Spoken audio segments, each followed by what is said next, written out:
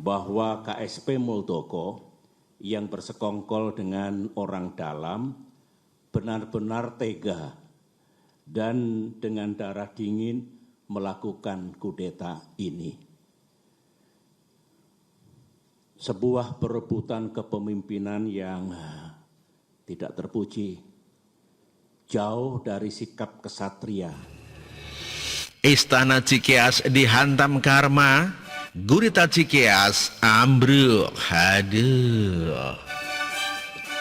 Hukum karma itu tidak pernah ingkar janji, ini fakta bukan rekayasa. Terbukti kini Istana Cikeas dihantam badai karma. Kudeta Cikeas pun tumbang tak berdaya.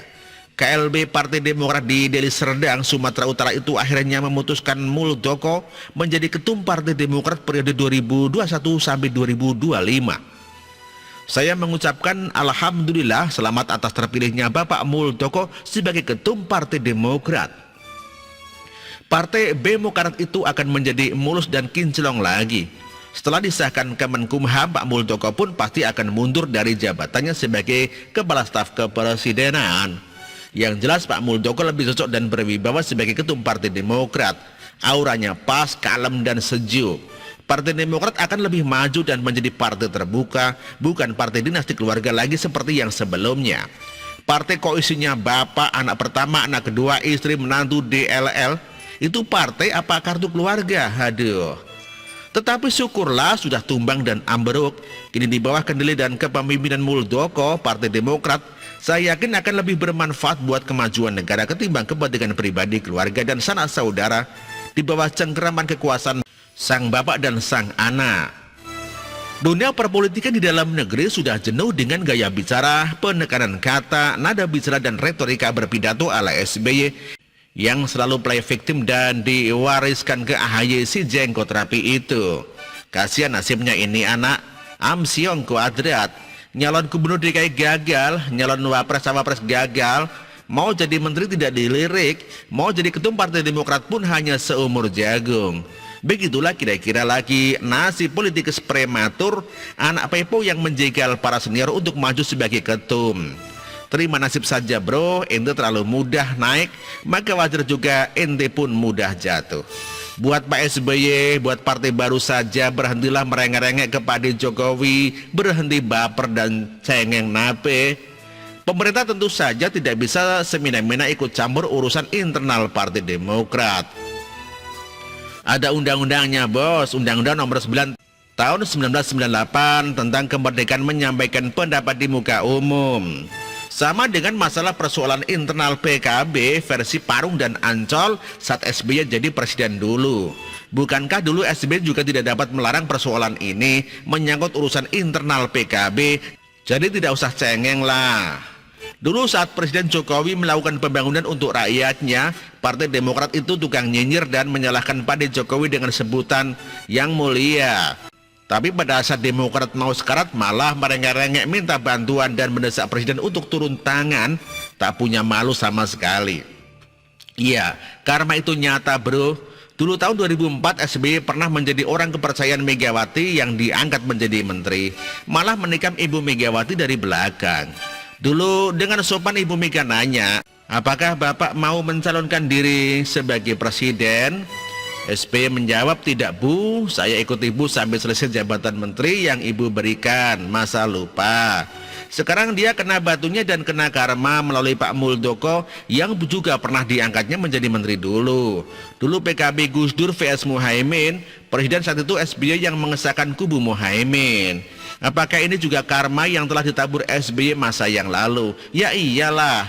Tidak ada yang tidak mungkin dalam berpolitik, sebab partai hanyalah sebuah organisasi dan siapapun bisa untuk menjadi pemimpinnya. Siapapun itu asalkan mampu dan memiliki jalan untuk masuk. Semua kembali kepada jiwa pemimpin. Kalau pemimpin bisa mengayomi dan mensejahterakan rakyatnya, pastilah pemimpin itu akan disayangi rakyatnya, berapapun periode jabatannya. Yang begini ini yang seharusnya dilakukan SBY dan AHY yang saat itu ada di puncak Partai Demokrat. Tanpa AHY harus mendaki jalur kekuasaan politik yang rumit dan penuh intrik. Akibatnya AHY terlihat gagap mengendalikan kapal partai yang mudah oleng itu. Apalagi awak kapalnya banyak yang berjasa kepada partai, tapi diabaikan peran mereka begitu saja. Hanya pemimpin yang amanahlah yang akan menjadi pemimpin terbaik yang dicintai rakyat. Itulah gambarannya.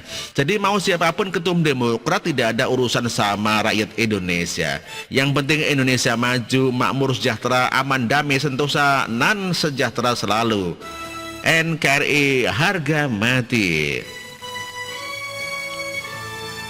Artikel ini ditulis oleh Argo. Terima kasih.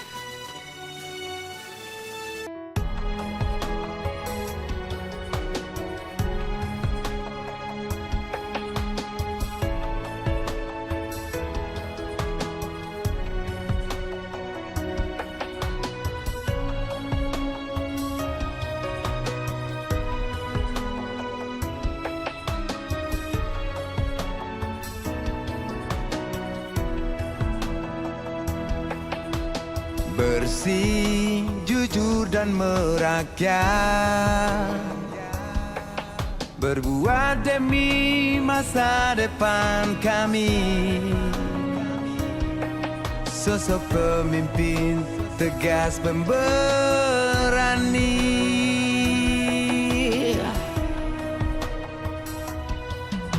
kamu tidak tergantikan,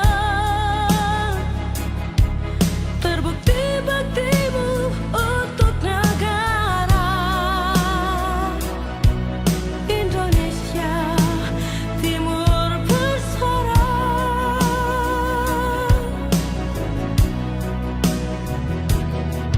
Siang dan malam kau bekerja demi anak bangsa. Jangan menyerah, rakyat mendukungmu.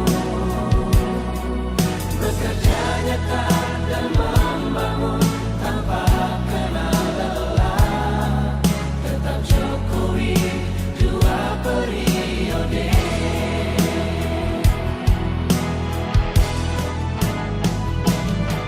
Ayo Jokowi, rakyat mencintaimu. Pilih Jokowi, Indonesia kejar. Ayo Jokowi, rakyat selalu berdoa. Pilih Jokowi, Indonesia jaya.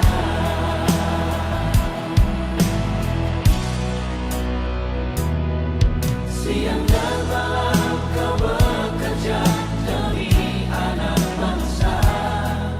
Jangan menyerah, rakyat mendukungmu.